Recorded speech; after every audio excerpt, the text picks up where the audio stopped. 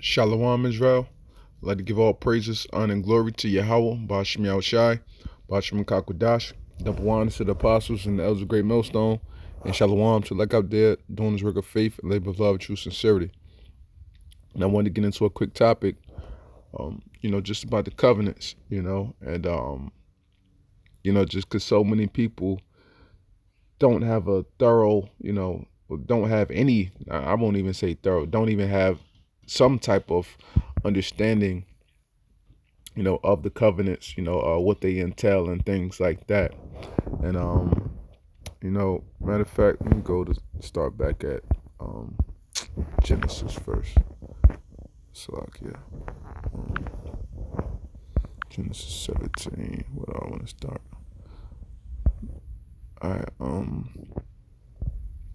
Genesis 17, and I start at because we know, it's talking about Abraham and things like that. So I just want to kind of hit the point, because the whole chapter is good, but I don't want to make this. Let me see. All right. I'm gonna start at verse 6. It says, Genesis 17:6, and I will make thee exceeding fruitful, and I will make nations of thee, and kings shall come out of thee. And I will establish my covenant between me and thee and thy seed after thee in their generations for an everlasting covenant, to be a God unto thee and to thy seed after thee.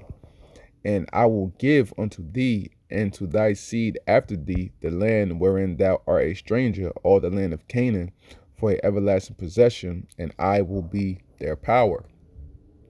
So just getting into this, what the Lord promised Abraham, that he will make nations of kings come out of thee, and he will establish his covenant with him and with his seed, and that in their seeds generations after that.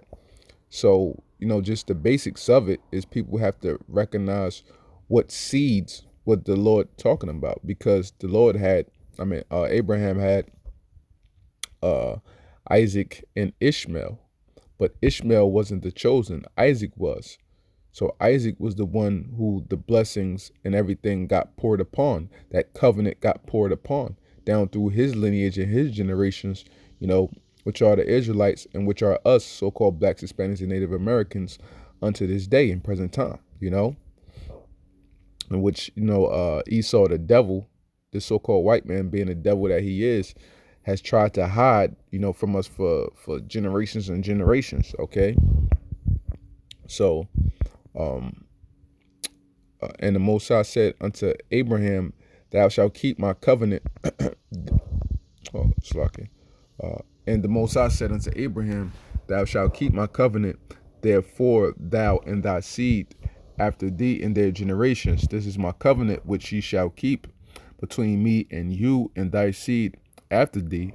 Every man child among you shall be circumcised, and ye shall circumcise the flesh of your foreskin, and it shall be a token of the covenant betwixt me and you. And with this covenant, the covenant isn't just about the flesh, okay? Because many people will get this, misconstrued. The Lord did this, because when you look up the word token, it literally means sign, okay? So this is a sign of the covenant between me and you, that the generations, shall be circumcised on the eighth day, So that was just a sign. A token is a sign, okay? But it's deeper than that, because when you go to Jeremiah 9 and 24 or 25, Jeremiah 9 and 25. Behold, the days come, saith the Lord, that I will punish all them which are circumcised with the uncircumcised, Egypt and Judah and Edom and the children of Ammon and Moab and all that are in the utmost corners that dwell in the wilderness, for all these nations are uncircumcised, right? And all the house of Israel are uncircumcised in their heart. So what? It's about the spirit. It's about the being. So circumcision of what the Lord proclaimed to Abraham and throughout the generations is a sign, is a token, and it's for health reasons at the same time. because what we are to be a clean and a holy people, you know. So having that extra foreskin off, is a sign of cleanliness, as well as the tokens or the signs between, us throughout the generations, because the Most High set up many signs, many tokens, many things that we are to do to signify us as different from the other nations. Hence the law, statutes, and commandments. They're there to set boundaries between us and the other nations, that we are the royal and holy people of the Lord, as opposed to the other nations and all their heathenistic customs. Okay, and a prime example of that is in the book of Esther, right? Book of Esther 3:8. And Haman said unto King Ahasuerus, there is a certain people scattered abroad and dispersed among the people in all the provinces of that kingdom, and their laws are diverse from all people. Neither keep they the king's laws, therefore it is not for the king's profit to suffer them. Okay, so what? He recognized that it was certain people, that had diverse laws from all other people of the world at that present time, and we didn't keep the king's laws. So this is another sign, another token in which the Lord gave us, the Lord, statutes, and commandments for us to follow by, so that we are to know who we are in the later generations, and to know who our righteous power is, and to know that we are to be separate from these other nations. Okay, so all of this, is a part of our covenants, the tokens, the signs, and things like that, that we are to uphold to the best of our ability according within this present time. But this was never given unto what? The other nations, period.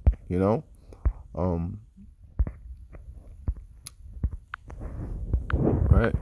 Amos 3:1. Hear this word that the Lord have spoken against you, O children of Israel, against the whole family which I brought up from the land of Egypt, saying, you only have I known of all the families of the earth. Therefore, I will punish you for all your iniquities. How is it that the Lord only knew us? Because he only gave the law, statutes, and commandments unto the Israelites. All right. Another one. The book of Psalms, was it 78?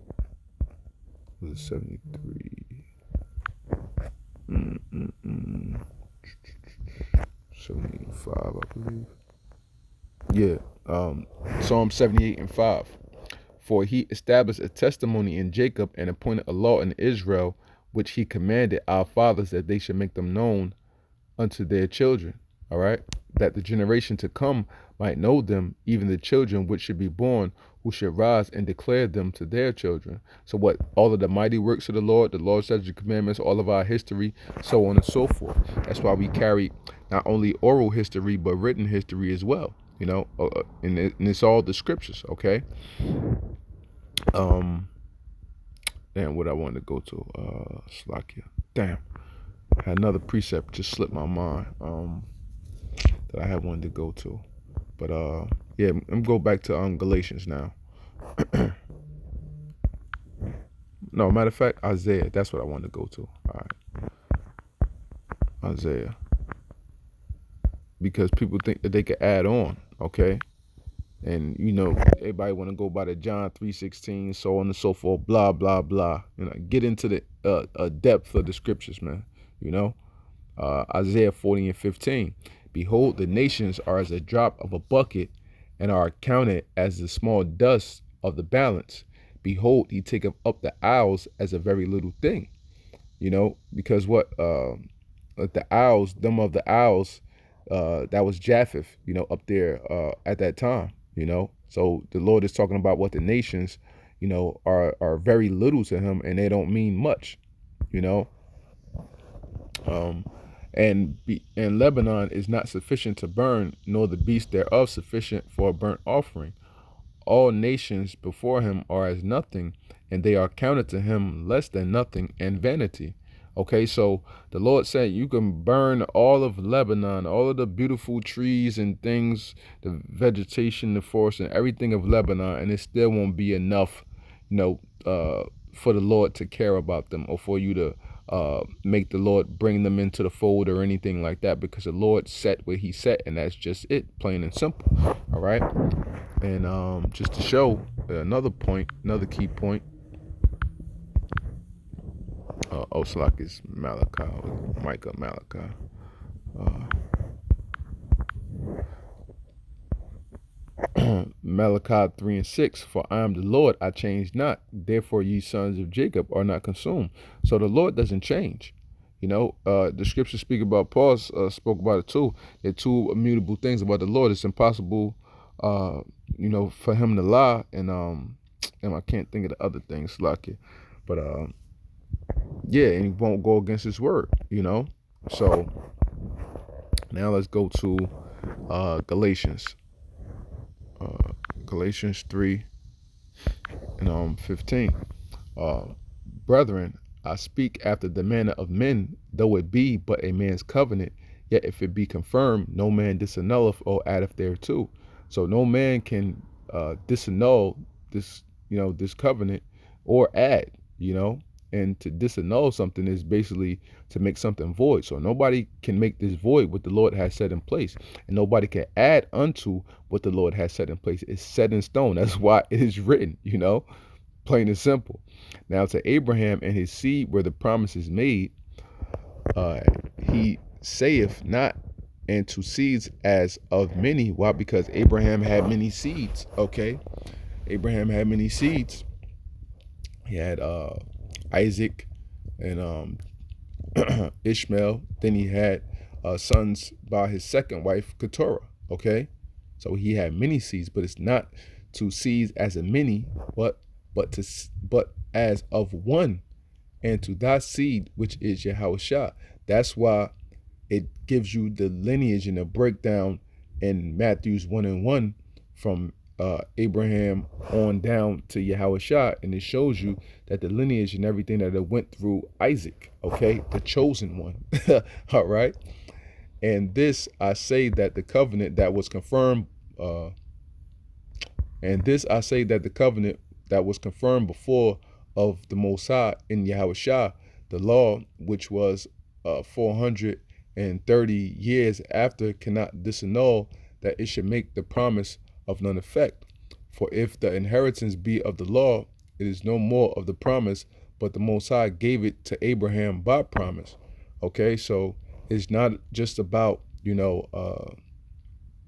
law, like people would try to make things out to be that the covenant is the law, the covenant is the circumcision and things like that. No, that's why Paul said, for if the inheritance be of law, it is no more of promise. Because if it was just about the law, then the Most High would be going against his promise. Then if it was just about the law, the Most High would be going against what he said. But the Most High promised it to him by making a covenant, because that's what a promise is. So what? With that, he just set it in place already. But the Most High gave it to Abraham by promise. So he gave it to him as a gift. He gave him a covenant, a spiritual and a verbal contract by promise that nothing could disannul or add unto this promise or this contract, the spiritual contract, in which was signed between the Most High and Abraham. Okay, it's plain and simple, man. But people can't fathom that. It's another one too. Yeah, Galatians. Yeah, here we go. Just to further prove the point, right? Galatians 4 and 22, and it says. Matter of fact, let me go to 20. Start at 21. Tell me, ye that desire to be under the law, do ye not hear the law? For it is written that Abraham had two sons, the one by a bondmaid, the other by a free woman. But he who was of the bondwoman was born after the flesh, but he of the free woman was by the promise. What? Going through Sarah and through Sarah's lineage. Okay. Sarah, the children in which Sarah carried, through that lineage, that line. All right. Which things are an allegory for. These are the two covenants of one from the Mount Sinai, which gender to bondage, which is Agar. For Agar is Mount Sinai in Arabia, and answereth to Jerusalem, which now is in bondage with her children. but Jerusalem, which is above, is free, which is the mother of us all, right? For it is written, rejoice thou barren that bearest not, break forth and cry thou that travailest not, for the desolate have many more children than she which have an husband. Now we brethren, as Isaac was, okay, are children of the promise. So Paul is telling you directly right here. It's plain and simple. We're the children of the promise, just as Isaac was, okay? But as then he that was born after the flesh persecuted him that was born after the spirit. Because what? Ishmael, you know what I'm saying, basically persecuting what? His brother. Who? Because Ishmael was born after the flesh, but Isaac was born after the spirit. Even so it is now. Nevertheless, what saith the scripture? Cast out the bondwoman and her son, for the son of the bondwoman shall not be heir with the son of the free woman. So then, brethren, we are not children of the bondwoman, but of the free. So the promise goes unto us. That is plain and simple, and nothing else can be added unto that. And the topper always is that in Hebrews, okay? Hebrews 8 and 7. For if that first covenant had been faultless, then should no place have been sought for the second. For finding fault with them, he saith, behold, the days come, saith the Lord, when I will make a new covenant with the house of Israel and Judah, and the house with the house of Israel and with the house of Judah. So he only mentioned these two houses. These are Israelites, correct? Correct. Now, according to the covenant that I made with their fathers in the day when I took them by the hand to lead them out of the land of Egypt, because they continue not in my covenant, and I regarded them not, saith the Lord. For this is the covenant that I will make with the house of Israel. After those days, saith the Lord, I will put my laws into their mind and write them in their hearts. And I will be to them a power, and they shall be to me a people. Okay? And the Lord didn't add any other people unto this covenant. So it's only us as Israelites that belong unto this covenant, that belong, as you know, Apostle Gabriel like to say, what, this thing of ours, man. Nobody else is invited, man. You know? It's plain and simple to the point, man. So, of course, you know, a lot of people just not going to be able to accept it for them being in their feelings and emotions and things like that. But when it comes to the Lord, things have to be cut and dry, plain and simple. You know, so with that, you know, I hope this segment was edifying. I'd like to give all praises, honor, and glory to Yahweh, Ba'ashim Yahushai, Ba'ashim Kakwadash, double honors to the apostles and the elders, great millstone, and Shalom, select out there, doing this work of faith and labor of love with true sincerity. Shalom.